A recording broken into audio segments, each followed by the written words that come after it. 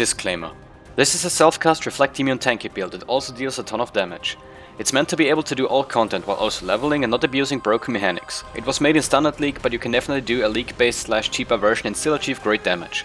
I feel that low life Raytress Fire Guardian will always be superior to Raytress Fire Life builds, when talking about the harmonious blend of damage and survivability of Raytress Fire. This build is far from being budget friendly, but I'm here to show you the best builds in-game, without exceptions. That doesn't mean it's not working properly with a budget friendly gear. Recommendations for that and all kinds of questions are and will be answered on a specific thread by Ahfack and me on the PoE forum or in the comment section of this video. Without further ado, lean back, relax and let's get started.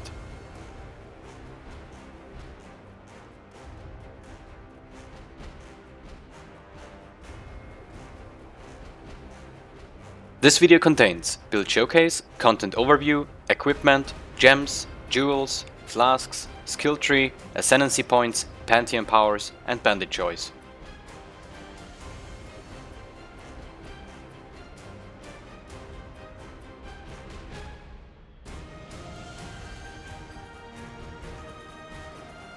Helmet. Rare helmet. The highest rolled energy shield helmet with a mana reservation enchant is best in slot for us. Since we turn life into energy shield with presence of Chayula, a solid energy shield / life helmet is also usable.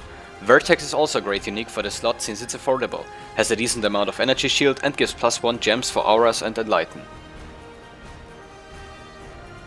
MAINHAND. Rare Scepter. Any scepter with lots of elemental / fire / spell damage with good cast speed is what you want. A free prefix for Leo crafted 30% damage over time is great, since that boosts both our Scorching Ray and Righteous Fire damage. If you can get a rare scepter with +2 fire gems in order to achieve level 23 Purity of Fire, that would also be a best in slot prefix for us. A Doyanis Catalyst is great unique for this slot. Scepter is great, so you can use Shield Charge while leveling and eventually swap to Lightning Warp for endgame. Offhand. Rare Shield. Arguably, one of the most important pieces of the build is a good spell damage shield with crafted reduced damage over time. If you're in Standard League, get one with 20%, but if you're in League, the regular 5% can work just fine. A Rise of the Phoenix is also a good budget choice for this slot. Body Armor. Chevron's Wrappings. If you're low life, you need to be wearing a Chevron's Wrapping so chaos damage doesn't bypass your energy shield. A +1 gems Chevrons is not necessary, but it's one of the highest pure damage upgrades for this build, period. A double legacy Chevrons isn't really worth the price tag associated. I would really recommend the +1 gems Chevrons instead. Gloves. Rare Gloves. A solid pair of rare Delirium Gloves are best in slot for us. 30% more damage over time essentially turns our Righteous Fire into a 5 link at no additional cost. Dexterity is also a great suffix to have on gloves since we cannot get it on helmet or boots. Commandment of Light enchant is the best enchant for us since it drops Consecrated Ground. Consecrated Ground gives us 6% energy shield regen, which is massive. Belt. Rare Belt. An Essence of Spite crafted crystal belt is best for us. A good crystal belt should provide us with a healthy amount of energy shield, the resistances we need, life roll for extra energy shield and either flask charges, armor or movement speed. Boots. Death's Door. Death's Door boots with a 2% regen enchant is best for us. Bleed immunity is GG since we run Righteous Fire. We don't want any unexpected source of damage over time to catch us. Strength is great for us as well since we need strength for our auras running on high level blood magic. Syntrack is also a good budget option while leveling. Amulet. Presence of Chayula. Presence of Chayula is almost the centerpiece of the entire build. Stun immunity, life transforming into energy shield and even 60% chaos resistance. This is indisputably the best amulet for this character. +1% to all maximum elemental resistances is best corruption but is quite expensive. 4% extra block is pretty handy corruption for us as well. Rings. Rare Rings. Rings are a great source of energy shield and damage for us. Essence of Anger crafted opals are best in slot. You also want them to have flat energy shield, life, intelligence, and if you're in Standard League, a ring with 20% energy shield is a must. If you're in League, your last prefix should be mana. Since we're Guardian, mana also translates to energy shield. Your last suffix should be mana regen for sustain, or a resistance / stat you might need. If you don't have a +2 fire gems scepter, a +2 or +3 unset ring is also a great spot to put in your Purity of Fire.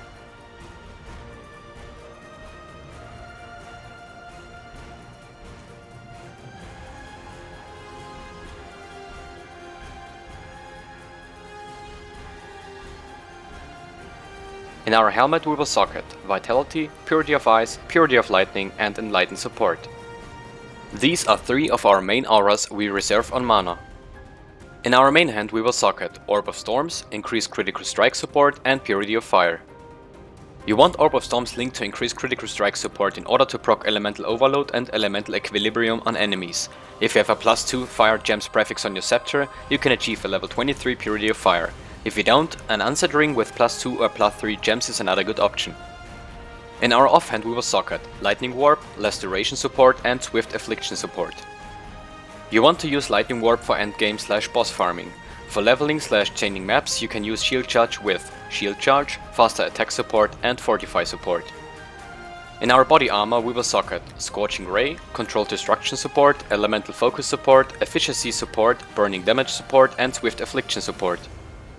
If you are using a +1 Gems Chevron's wrappings, replace Swift Affliction support with a Corrupted Empower support level 4. In our gloves we will socket Righteous Fire, Elemental Focus support, Burning Damage support and Increased Area of Effect support. Swapping Increased Area of Effect support out for Consecrated Effect support is handy if you like some Righteous Fire damage and bosses or certain map mods.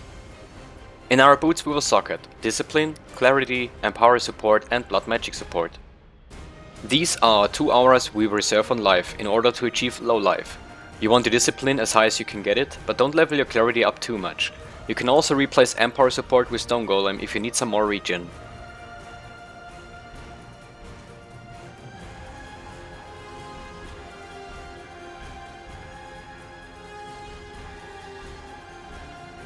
Jewels. Energy from within unique jewel is a good option for us by the melding wheel in our skill tree.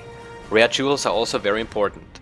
They are a good source of damage and energy shield for us, as there is only so many efficient energy shield / damage nodes to get on the tree. You want 8% energy shield on all jewels, followed by some of the following damage mods prioritized in this order. Increased burning damage, increased fire damage, increased damage over time, increased damage, increased cast speed and increased spell damage.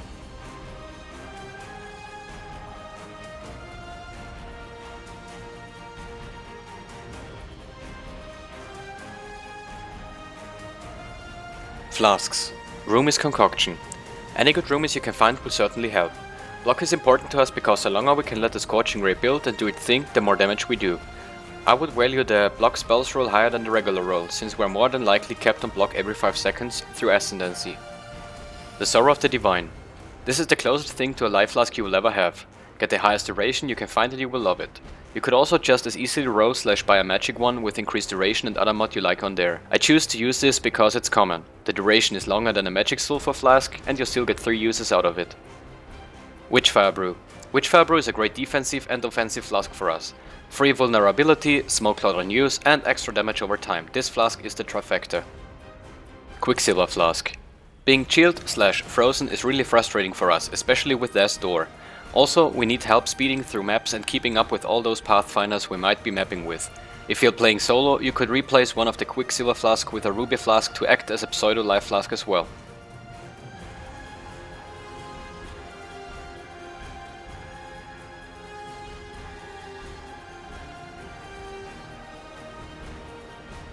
A detailed skill tree plan, leveling advices and gear choices while leveling is listed in Ahfack thread on the official Path of Exile forum. Links are given in the description below.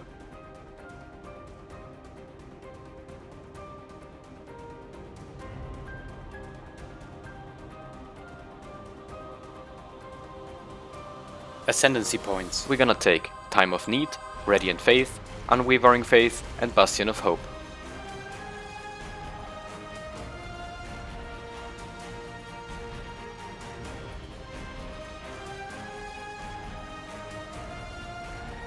Pantheon powers. We're going to use Soul of Arakali as Major God due to the reduced damage taken over time, and Soul of Arath as Minor God since we get reduced fire damage taken while moving. You could also take Soul of Tukuhama for boss fights, since we get additional physical damage reduction.